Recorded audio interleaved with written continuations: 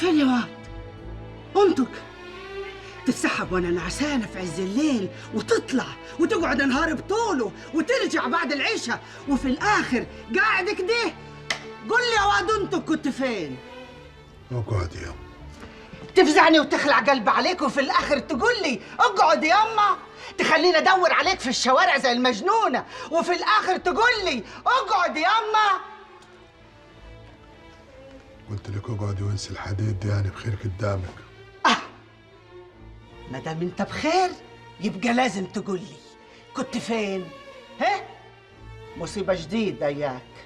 قول قول قول، ما تخافش عليا، ما انا خلاص اتعودت على الاخبار العفشه طول الايام اللي فاتت. كفايه واهدي، تعرفي كل حاجه.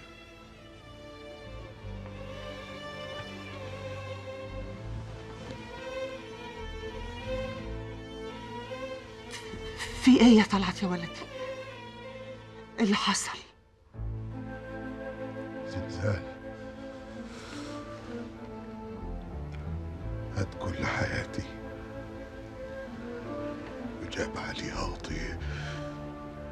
زلزال؟ كفى الله الشر. ابويا الله يرحمه مات كيف يا ماما غوري؟ بتقول ايه؟ عجيبة. ايه اللي فكرك بابوك دلوقتي؟ بقول لك ابويا مات كيف؟ كأنك معرفش ياك.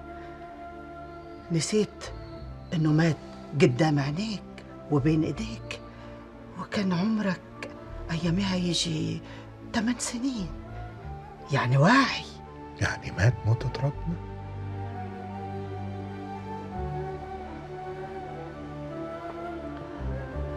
امال ايه يا ولدي؟ لا يا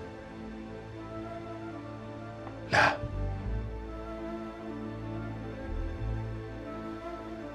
انت كنت مع مين يا ولدي؟ قبلت مين وفتح معاك الحكاية دي؟ كنت مع شوقي زهران، تعرفيه؟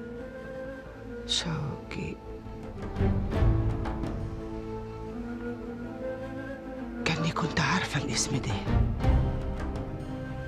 مر عليا زمان قوي، ولما سمعت منك مرة ما جاش على بالي انه